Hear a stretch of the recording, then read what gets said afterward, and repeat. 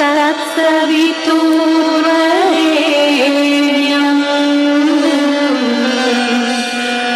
भर्गो देवस्य धीमहि धियो यो नः प्रचोदयात्।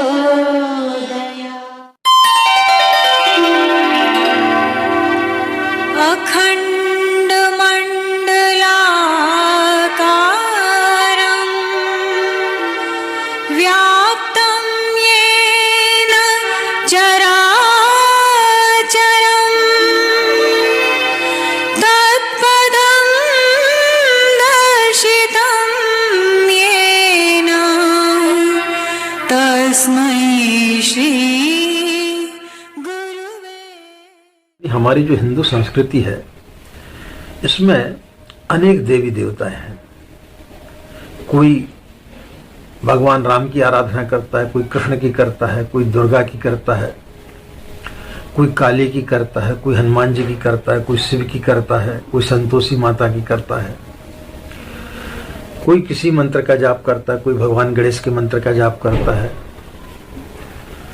अलग अलग तरीके से हम साधना करते हैं, लेकिन इसके बावजूद भी हमें साधना फलित नहीं होती है। जब हम गायत्री मंत्र का जाप करते हैं या किसी भी भगवान के पास जब हम बैठते हैं तो वो हमें फलित क्यों नहीं होता है? हम सही तरीके से ईश्वर के पास बैठ ही नहीं पाते हैं। तो ईश्वर के समीप किस प्रकार से बैठें कि वो मंत्र हमें फलित हो। जिस दिन हम इस सूत्र को समझ जाएंगे ईश्वर के पास बैठने का, तो उस दिन निश्चित रूप से हमें मंत्र फलित होना चालू हो जाएगा।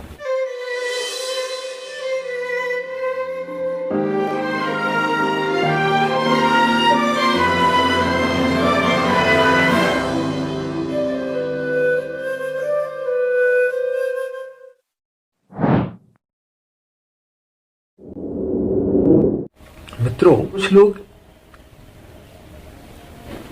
बचपन से ही उनके घरों में इस प्रकार का माहौल रहता है पूजा पाठ का, तो बच्चों की भी आदत पड़ जाती है, वो भी पूजा पाठ करने लगते हैं। कुछ लोग जब कोई विशेष परेशानी में आते हैं तब फिर भगवान की शरण में जाते हैं। कुछ लोग कहीं कोई व्यक्ति बता देता है कि आप फलां मंत्र का जाप करें, आपकी मनोकामना पूर्ण हो जाएगी। कोई कुछ बता देता है, कोई यूट्यूब चैनल पर बहुत सारी चीज़ों को सुन लेता है, उस आधार पर जो है वो अपना काम चालू कर देता है। लेकिन ये सब चीज़ें इतने जल्दी जब फलित नहीं होती तो फिर आदमी थोड़ा सा दुखी हो जाता है कि जो कुछ हमने सुना है, या तो ये व्यक्ति जो है हमें बरगला रहा है या हमें बेवकूफ़ बना रहा है। तो व्यक्ति के अंदर की आस्था जो है वो धीरे धीरे खत्म हो जाती है। लेकिन हम सही सूत्र को समझ नहीं पाते हैं। जब हम ईश्वर के पास बैठते हैं तो ईश्वर के पास बैठने के लिए आपको अपने मन को एकाग्र करना पड़ेगा। कैसा एकाग्र करना पड़ेगा? आपने घर में देखा होगा, जब घर में कोई महिला भोजन पकाती है, कुकर में दाल चावल जो भी उसमें रखती है, उसे पता है कि इस चीज़ को बनने में 10 मिनट का समय लगेगा। 3 सीटी के बाद कुकर को उतारना है या 5 सीटी के बाद उतारना है। उसके पश्चात वो इधर उधर अपना दूसरा काम भी करती रहती है, लेकिन उसे याद रहता है कि 3 सीटी के बाद में मुझे कुकर उतारना है, तो वो उसे उतार लेती है। अब यदि आप कुकर को रख करके भूल जाएं और दूसरी चीज़ों में लग जाएं तो फिर क्या होगा? या तो बस्ट हो जाएगा, या सही समय पर चीज़ आपकी पक नहीं पाएगी, या वो जल जाएगी। जिस प्रकार से कि नियम है कि पानी जो है वो 100 डिग्री सेल्सियस पर भाप बनता है और 0 डिग्री पर वो जम जाता है। अब उस बीच में यदि आप चाहेंगे तो वो चीज संभव नहीं हो पाएगी। उसके लिए आपको इंतजार करना पड़ेगा। एक व्यक्ति को एक छोटी सी डिग्री के लिए 10 से 15 साल तक का समय इंतजार करना पड़ता है। जब कोई ग्रेजुएशन कर लेता है या कोई डिग्री प्राप्त कर लेता है, तब फिर वो डॉक्टर, इंजीनियर, सीए, कलेक्टर या जो कुछ भी है वो बन पाता है। लेकिन उसके लिए उसे पहले प्रयास करना पड़ता है। प्रयास करने के लिए सबसे पहले वो नर्सरी में जाता है, प्ले ग्रुप में जाता है, धीरे धीरे अभ्यास करता है। इसी प्रकार से जब हम साधना करते हैं तो साधना में कभी कभी हम बहुत ज्यादा जल्दबाजी कर देते हैं। एक नर्सरी वाले बच्चे के सामने या प्ले ग्रुप के बच्चे के सामने उसका लक्ष्य है डॉक्टर बनने का। डॉक्टर की क्लास की जो है आप आखिरी फाइनल ईयर की जो है किताबें ला करके उसके पास रख देंगे तो क्या वो पढ़ पाएगा? तो पागल हो जाएगा, वो तो समझ में नहीं आएगा उसको, वो अपने लक्ष्य तक पहुंच ही नहीं पाएगा। इसी प्रकार से जब हम किसी मंत्र का जाप करते हैं, खासकर जब हम गायत्री मंत्र का जाप करते हैं, तो हमें बड़े जल्दबाजी रहती है कि हमारी मनोकामना बड़े जल्दी पूर्ण हो जाए। कोई बोलता है आचार्य जी पूजा कब तक करना पड़ेगी? तो जब आप पैदा होते हैं तो आप पूछते हैं अपने माँ बाप से कि हमें भोजन कब तक करना है। भोजन करने के अपने जीवन यापन के लिए व्यक्ति को जिंदगी पर्यंत जो है भोजन करना पड़ता है। इसी प्रकार से अध्यात्म है, आपको जीवन पर्यंत अपने अंदर आपको यदि कुछ परिवर्तन लाना है तो आपको जीवन पर्यंत जो है साधना करना पड़ेगी। जीवन पर्यंत आपको भगवान का नाम लेना पड़ेगा, उसकी शरण में आपको बैठना पड़ेगा, तब आप उस स्थिति पर पहुंच सकते हैं। कम से कम कुछ समय भगवान के पास बैठे तो सही। भले आप 24 मंत्र का जाप करें, धीरे धीरे आप अपनी उसको बढ़ाएं। जिस प्रकार से कि आपकी जब बच्ची थोड़ी सी बड़ी होने लगती है तो माँ उसके लिए पहले चाय बनाना सिखाती है, एकदम से पूरा भोजन बनाना नहीं सिखाती। चाय बनाना सिखाती है और उसके पश्चात में उसमें शक्कर ज़्यादा ना हो जाए या कोई चीज़ उसमें ज़्यादा या कम ना हो जाए तो उसके लिए अलग से बोलती बेटा थोड़ा इसको टेस्ट करके देखो, इसको पी करके देखो, तो थोड़ा उसको पी कर देखती है। अब उसे लगता है कि इसमें शक्कर कम है तो फिर वो बताती थोड़ी इसमें शक्कर और डालो, तब फिर वो डालती है तो वो चीज़ सही बन जाती है। इसी प्रकार से जब हम साधना करते हैं तो साधना करते समय पहले हमें 24 मंत्र से चालू करना चाहिए। 24 मंत्र का हम कम से कम 24 मंत्र का जाप तो करें। दिन भर में आपको जब भी समय मिलता है, सुबह आप जब सो करके उठते हैं उसके पश्चात में आप एक संकल्प ले लें कि हमें जब तक हम 24 मंत्र का जाप नहीं करेंगे, जब तक स्नान करने के बाद में हम पूजा स्थली पर नहीं बैठेंगे, तब तक हम पानी नहीं पिएंगे, तब तक हम चाय नहीं पिएंगे। तो इस प्रकार से जो आप संकल्प लेंगे, संकल्प क्या होता है कि आपके अंदर की ऊर्जा को एकत्रित करता है। तो धीरे धीरे आप संकल्प लेते जाओ और जब आप 24 बार गायत्री मंत्र का जाप करेंगे तो धीरे धीरे फिर जब आप चिंतन करेंगे तो आपको लगेगा कि नहीं मैं 24 से ज़्यादा भी जाप कर सकता हूँ। तो फिर धीरे से आप जो है 108 पर आइए, यानी 1 माला पे आइए, फिर 3 माला पे आइए, और जब आपके लिए लगने लगे कि हाँ अब हमारा मन लग रहा है तब फिर आप जो है उसको और बढ़ाते जाइए। तो लेकिन ये कब होगा? जब आप धीरे धीरे छोटे छोटे संकल्प लेंगे।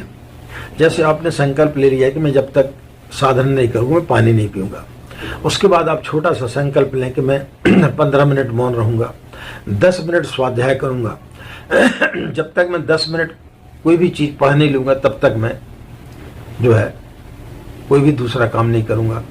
तो इस प्रकार से जब आप छोटे छोटे संकल्प लेना चालू कर देंगे तो फिर संकल्प शक्ति क्या होती है कि व्यक्ति को जो है मन को एकाग्र करती है। जैसे व्यक्ति का मन एकाग्र होना चालू हो जाता है उसका जो है साधना में मन लगना प्रारंभ हो जाता है और फिर वो जो केंद्र है वो उसे उस जगह तक पहुंचाने का प्रयास करता है। तो धीरे धीरे अपने मन को एकाग्र करें, तब फिर आपकी साधना फलित होगी, तब आप सही तरीके से ईश्वर के पास बैठ पाएंगे। जब तक आप सही तरीके से ईश्वर के पास नहीं बैठेंगे तब तक आपकी साधना फलित नहीं होगी। हम क्या काम करते हैं बड़े जल्दबाजी में कि भाई हमने सुना है कि 1.25 लाख का अनुष्ठान कर लो या एक पुरुष चरण कर लो तो गायत्री सिद्ध हो जाएगी। आपको गायत्री मंत्र का ABCD नहीं आता, आपको गायत्री मंत्र जपना नहीं आता, आपको गायत्री मंत्र ठीक से बोलना नहीं आता, और आप लक्ष्य ले रहे हैं कौन सा? पुरुष चरण का। तो कैसे संभव हो पाएगा? क्या आप जो है 24,000 का संकल्प ले लेते हैं, फिर उसके पश्चात फोन करते कि आचार्य जी ये तो हमारा टूट गया, हमारा ब्रह्मचर्य खंडित हो गया। आपने कभी ब्रह्मचर्य के बारे में कभी कोई संकल्प लिया नहीं। आप अपने जीवन में संकल्प तो लें पहले धीरे धीरे कि आज हम 3 दिन तक ब्रह्मचर्य का पालन करेंगे, 1 सप्ताह तक ब्रह्मचर्य का पालन करेंगे, और जब आपकी वो स्थिति प्रगाढ़ हो जाए उस समय फिर आप साधना में उतरेंगे तो निश्चित रूप से आपको सफलता मिलेगी। लेकिन होता क्या है कि हम किसी चीज का संकल्प लेते नहीं, हमें पता नहीं है कि हम इस चीज को यहाँ तक ले पाएंगे कि नहीं ले पाएंगे, हम ऐसा कर पाएंगे कि नहीं कर पाएंगे, और हम काम चालू कर देते हैं। 24,000 का अनुष्ठान चालू कर दिया। अब 24,000 में 27 माला जाप करने का हमें अनुभव नहीं है, तब फिर दिक्कत पैदा होना चालू हो जाती है। तो उसके लिए आपको धीरे धीरे प्रयास करना चाहिए, धीरे धीरे अपनी साधना को बढ़ाना चाहिए। और जैसे जैसे धीरे धीरे आपकी साधना बढ़ती जाएगी और साथ साथ में आप छोटे छोटे संकल्पों को आप अपने लेते जाएंगे। छोटे से संकल्प ले लें कि मैं जब तक ये काम नहीं करूंगा तब तक मैं जो है किसी से बात नहीं करूंगा, या मेरा ये काम नहीं होगा तब तक मैं दाढ़ी नहीं बनाऊंगा, ये काम नहीं होगा तब तक मैं चप्पल नहीं पहनूंगा। तो उससे क्या होगा कि उससे किसी प्रकार का कोई फर्क नहीं पड़ रहा है कि आपने चप्पल नहीं पहनी तो कोई फर्क पड़ जाएगा, आपने दाढ़ी नहीं कटाई तो आपको कोई फर्क पड़ जाएगा। आपके अंदर की जो क्षमता है, आपके अंदर का जो विल पावर है वो तगड़ा होगा। और जिस दिन व्यक्ति का विल पावर तगड़ा हो जाता है, जब विल पावर कब तगड़ा होता है, जब सारी एनर्जी एक जगह एकत्रित हो जाती है। और जैसी सारी एनर्जी एक जगह एकत्रित होगी तब फिर वो एक विस्फोट का काम करती है, फिर वहां मन जो है वो त्रोहित हो जाता है। आपने पनिहारन को देखा होगा, जब वो कुएं से पानी भर के लाती है, नदी से पानी भर के लाती है, 2-2 3-3 घड़े अपने सिर पर रखे रहती है, घाटी भी चढ़ती है, अपनी सहेलियों से हंसी ठिठोली भी करते जाती है, कोई रास्ते में मिल जाता तो उससे खड़ा होकर के बातचीत भी करती रहती है। लेकिन उसके जो पानी वाले जो घड़े हैं वो नीचे गिरते नहीं हैं। क्यों? उसका पूरा ध्यान वहां पर केंद्रित रहता है। तो जिस दिन हम साधना करते हैं, हमारी स्थिति उस पनिहारन जैसी हो जाएगी, उस गृहस्थ की महिला जैसी हो जाएगी कि जिसने कुकर में भोजन तो रखा लेकिन उसका ध्यान पूरा वहां पर है कि कब सीटी आएगी, कितनी सीटी आएगी, इसको उतारना, भली फिर वो कोई दूसरा काम करती रह रही हो। तो इस प्रकार से जिस दिन हम अपने दिमाग को संतुलित कर लेंगे, जिस दिन हमारा दिमाग स्थिर हो जाएगा, उस दिन आपको मंत्र फलित होना चालू हो जाएगा।